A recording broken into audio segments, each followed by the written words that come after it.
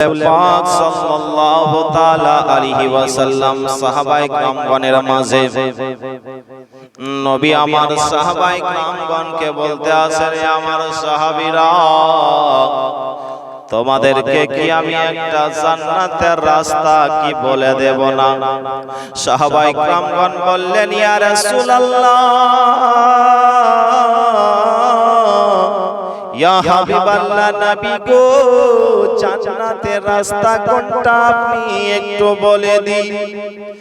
নবী আমার বলেন, আমার সাহাবীরা,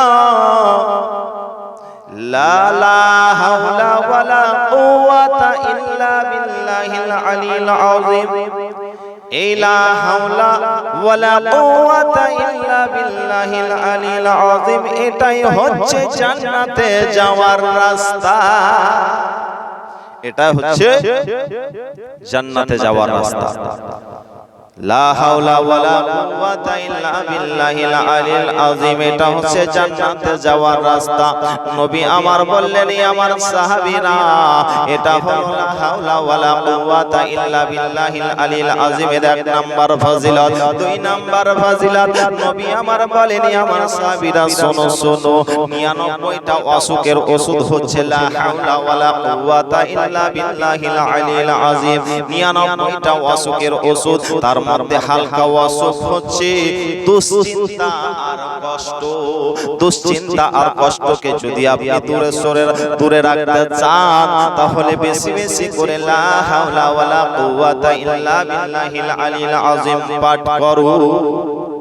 99টা অসুখের ওষুধ হচ্ছে লা হাওলা ওয়ালা কুওয়াতা ইল্লা বিল্লাহিল আলিয়্যিল আযীম।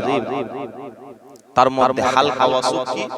দুশ্চিন্তা আর কষ্ট। মানুষের মধ্যে এই দুইটা জিনিস বেশি রয়েছে, দুশ্চিন্তা আর কষ্ট। মানুষের মধ্যে খারাপ চিন্তাটা বেশি।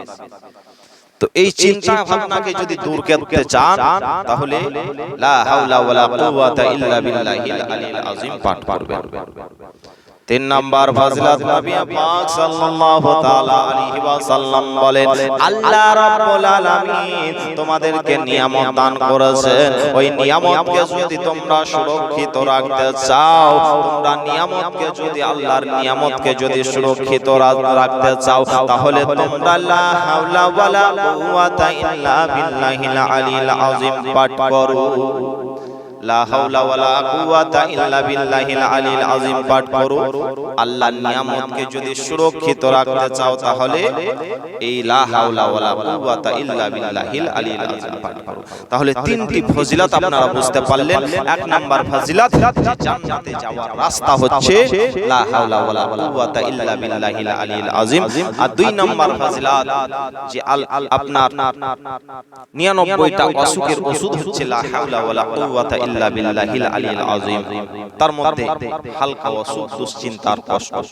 3 নাম্বার ফজিলত, যে আল্লাহ রাব্বুল আলামিন নিয়ামত দান করেছেন, ওই নিয়ামতকে যদি সুরক্ষিত রাখতে চাও, তাহলে তোমরা লা হাওলা ওয়ালা কুওয়াতা ইল্লা বিল্লাহিল আলিয়্যিল আযীম পাঠ করো।